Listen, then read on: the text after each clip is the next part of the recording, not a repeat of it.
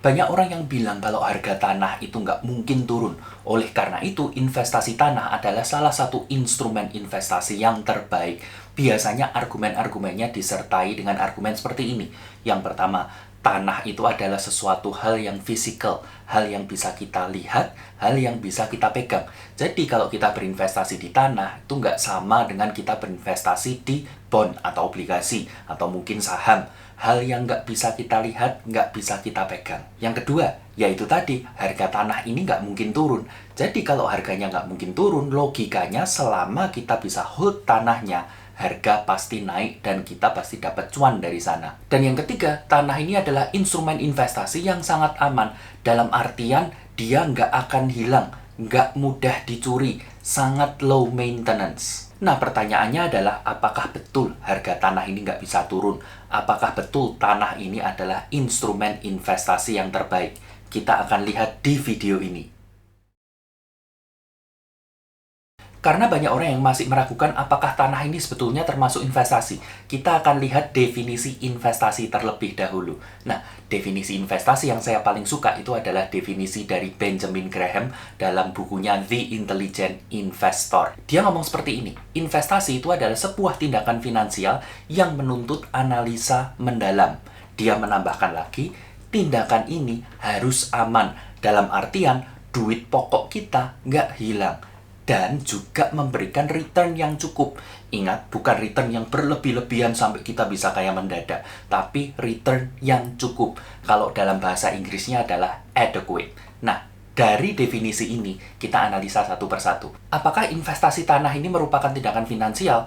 Pasti jawabannya iya, karena dia melibatkan perpindahan uang dari seorang ke orang lain, terutama pada saat proses jual beli tadi ya. Tentunya ini masih disertai tindakan legal. Kita mesti ke notaris, kita mesti ke PPAT, bahkan kita mesti bayar pajak jual belinya. Jadi karena investasi tanah ini adalah sebuah tindakan finansial, dia masih masuk ke definisinya Benjamin Graham. Yang kedua, memerlukan analisa yang menyeluruh. Nah, ini masih tanda tanya nih, karena memang ada investor-investor tanah yang super detail dalam melakukan analisa. Jadi dia harus lihat tanahnya terlebih dahulu, lalu dia harus tahu apakah tanah-tanah di sekitarnya itu punya developer. Jadi tanah-tanah ini punya kemungkinan untuk dikembangkan. Nah, dia juga melihat apakah harganya itu murah. Biasanya yang dia lihat itu bukan harga sebidang tanahnya, tapi harga per meternya berapa. Dan dia akan bandingkan harga per meter ini dengan lokasi-lokasi lain yang juga dia analisa, baru dia akan memutuskan apakah tanah ini layak dibeli atau tidak. Nah, permasalahannya ada juga investor-investor tanah yang nggak melakukan analisa seperti itu. Jadi dia nggak peduli lokasinya di mana, yang penting dia punya tanah. Dia juga nggak peduli harganya berapa. Yang penting harganya masuk budget, dia akan beli. Di situ dia akan dikenal sebagai investor tanah, dikenal sebagai orang yang kaya karena punya tanah. Nah, investor-investor yang seperti ini masih tanda tanya. Jadi apakah pembelian tanah dalam hal ini termasuk investasi? Tergantung apakah investornya melakukan analisa atau tidak. Nah, yang ketiga, kita lihat dari sisi keamanan duit pokoknya. Sebetulnya kalau kita beli tanah, kan uang kita tukarkan dengan sebidang tanah. Nah, artinya duit ini nggak bakal hilang karena harga tanah ini nggak mungkin nol. Kita masih butuh tanah untuk tempat tinggal kita. Dengan populasi dunia yang makin gede, tentunya tanah ini nggak akan pernah sampai tidak bernilai. Dan kalaupun harga tanahnya turun, dia nggak akan pernah menyentuh nol. Setidaknya di zaman sekarang. Nggak tahu lagi kalau di masa depan kita udah tinggal di bangunan-bangunan yang melayang, kayak di film-film science fiction. Nah, kemungkinan di sana harga tanah bisa turun sampai nol. Dalam hal ini, sekali lagi, masih masuk ke definisinya Ben Graham. Lalu yang terakhir, apakah investasi tanah bisa memberikan return yang cukup, yang adequate? Nah, kalau kita browsing di Google, kita cari kira-kira kenaikan harga tanah itu per tahunnya berapa. Banyak artikel-artikel yang ngomong kalau harga tanah itu naiknya ada yang 10% per tahun, ada yang 20-30% per tahun. Jadi naiknya ini tinggi sekali. Tapi kadang kita lupa, kita nggak baca artikelnya secara tuntas. Biasanya orang-orang itu akan ngomong seperti ini, ya harganya naik berapa persen, misalkan 30%. Tapi tergantung lokasinya apakah strategis atau tidak. Nah, apakah returnnya ini bisa dianggap cukup? Itu tergantung kamu, karena definisi cukup buat masing-masing orang berbeda. contoh seperti saya, 10-15% itu sudah oke. Tapi ada juga orang-orang yang pingin return investasinya itu di atas 30%. Mungkin ini jadi tidak cukup. Nah, kalau kita kembalikan lagi ke definisi investasi Benjamin Graham, investasi tanah ini tick all the boxes. Jadi kita bisa ngomong kalau kita beli tanah itu adalah investasi sepanjang kita melakukan analisa yang tepat. Nah, sekarang masuk ke pertanyaan yang cukup sulit. Kapan kita seharusnya membeli tanah? Sebetulnya jawabannya itu cukup mudah. Sama kayak kita membeli saham, yaitu pada saat harganya murah. Loh, berarti harga tanah bisa turun? Jawabannya adalah bisa. Tapi di sini kita akan bahas dulu kapan seharusnya kita membeli tanah. Jadi gini, membeli tanah itu sebetulnya sama dengan kalau kita beli barang-barang lain.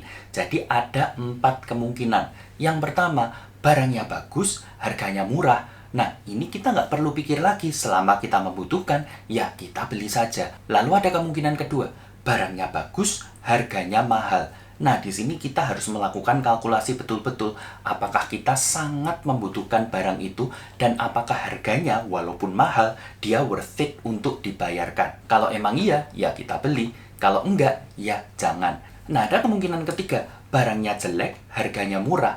Kalau saya sendiri, saya memutuskan untuk nggak beli barang-barang seperti ini. Karena dalam pikiran saya, selama saya bisa menemukan sebuah barang yang fungsinya sama, tapi bagus dan harganya murah, maka ngapain saya settle ke barang yang jelek? Di sini saya nggak akan melakukan pembelian tersebut.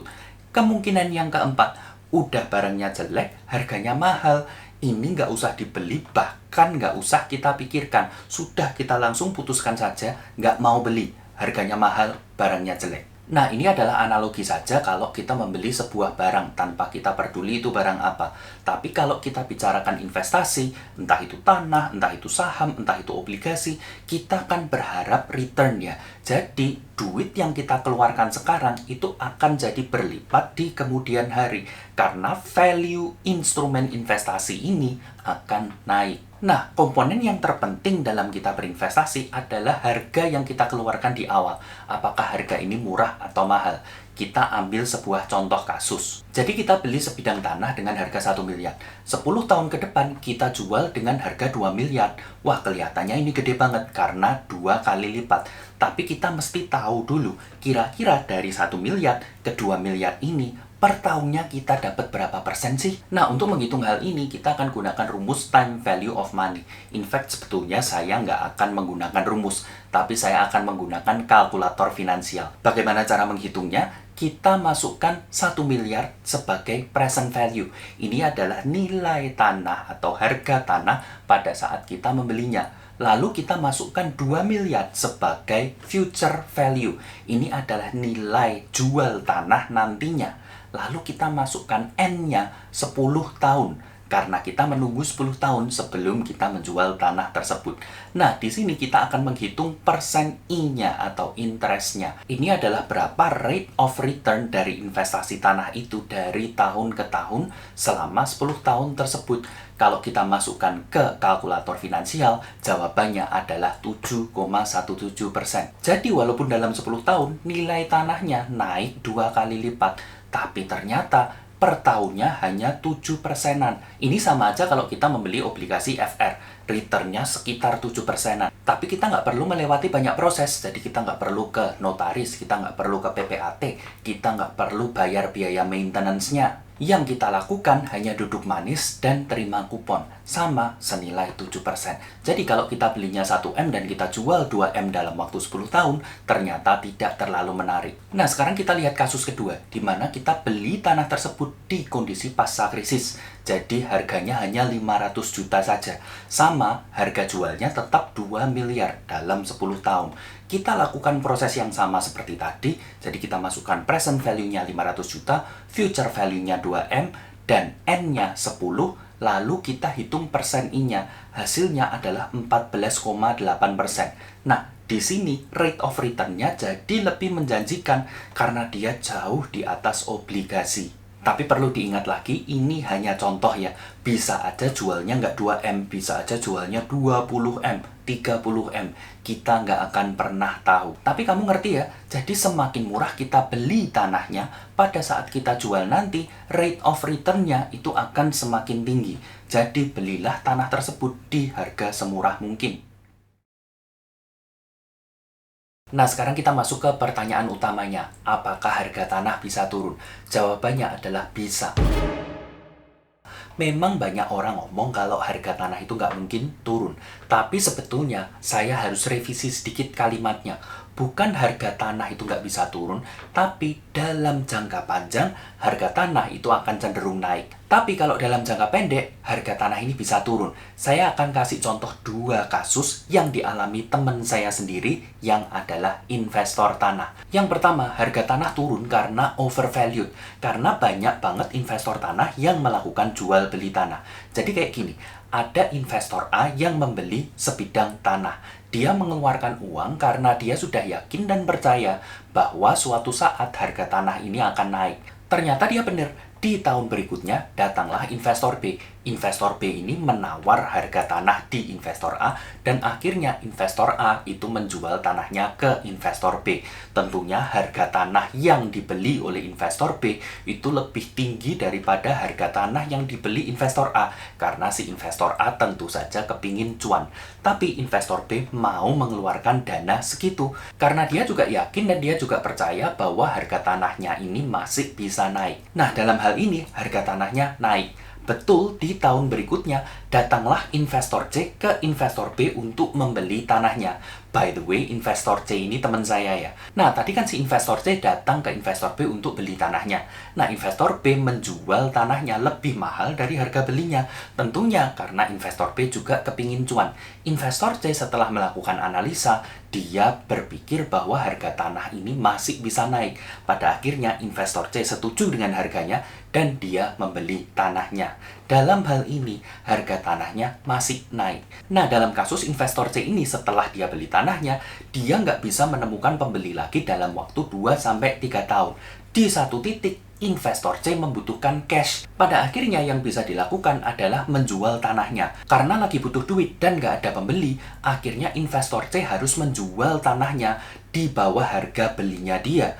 Dalam hal ini, harga tanahnya turun. Pada akhirnya, investor C bisa menemukan pembeli juga. Tapi seperti yang sudah kita ketahui, harganya sudah turun. Nah, kasus yang kedua, harga tanah bisa turun dalam jangka pendek kalau ada force major. Jadi ini kejadian pada teman saya yang seorang investor tanah sekaligus seorang pebisnis. Dia itu bisnisnya oke, sudah cukup gede, income-nya tinggi.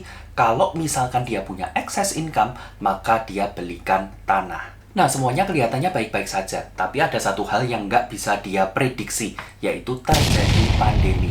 Bisnisnya slowing down, bisnis orang-orang yang membeli barang dari dia juga slowing down. Pada akhirnya, dia jadi butuh cash untuk disuntik ke bisnisnya ini. Nah, hal yang bisa dia lakukan adalah menjual sebagian tanahnya. Tapi seperti yang kita ketahui, pada era pandemi itu nggak gampang cari pembeli tanah. Karena orang-orang masih bingung dengan kebutuhan hidupnya sehari-hari. Ada yang dipecat, ada yang bisnisnya juga mundur, dan lain-lain. Akhirnya, satu-satunya hal yang bisa dilakukan teman saya adalah menurunkan harga tanahnya supaya bisa menarik pembeli. Nah, ini nggak hanya dialami oleh teman saya saja. Banyak sekali pebisnis yang mengalami hal ini. Jadi mereka harus jual tanah dengan harga murah. Akhirnya secara agregat harga tanah di pasaran itu menurun. Dan ini wajar aja karena ini adalah force major, sebuah hal yang nggak bisa kita prediksi. Tapi hanya dalam jangka 2,5 tahun saja, yaitu pada masa pandemi itu, harga tanah bisa turun. Apakah harga tanahnya bakal naik lagi setelah pandemi? Jadi setelah orang-orang sudah punya buying power lagi, kemungkinan besar ya. Tapi dalam jangka pendek sekali lagi, harga tanah bisa turun. Nah, belajar dari kedua kasus yang saya jelaskan tadi, kita bisa menyimpulkan bahwa dalam jangka pendeknya, harga tanah itu bisa turun. Walaupun mungkin dalam jangka panjang, dia akan naik lagi. Lalu, apa kunci sukses berinvestasi tanah? Jawabannya adalah satu, yaitu holding power. Karena begini, tanah itu sifatnya nggak liquid, nggak bisa sewaktu-waktu kita convert menjadi cash. Nah, kalau kita butuh cash dengan cepat, kalau kita punya tanah, kita bisa jual tanahnya, tapi ini juga makan waktu. bisa berbulan-bulan, bisa bertahun-tahun. Pada akhirnya kalau kebutuhan kita akan cash ini sudah sangat mendesak, kita harus jual dengan harga mahal. Nah, kalau kita punya holding power, ceritanya jadi beda. Maksudnya holding power ini apa? Kita harus bisa tahan investasi kita dalam jangka panjang. Kita nggak ngomong bulan, kita nggak ngomong tahun, kita ngomong puluhan tahun. Jadi kita mesti siap-siap juga, income kita mesti gede, dana cadangan kita mesti gede, sehingga kalau ada apa-apa, kita nggak harus butuh cash dengan cepat. Tapi kita bisa manfaatkan income kita dan dana cadangan kita terlebih dahulu. Kita nggak perlu jual tanah kita hold tanah kita sampai harganya naik lagi. Itulah salah satu alasan kenapa saya sebagai seorang investor yang suka instrumen jangka panjang nggak berinvestasi di tanah. Karena menurut saya, holding power saya ini masih belum kuat. Saya masih belum bisa menahan tanah itu sampai 10-20 tahun. Oke, sampai di sini dulu video ini. Mudah-mudahan video ini membantu buat investor tanah atau orang-orang yang kepingin investasi di tanah. Kalau kamu suka video-video seperti ini, jangan lupa like, subscribe, dan nyalakan notifikasinya. Terima kasih, semoga sukses selalu.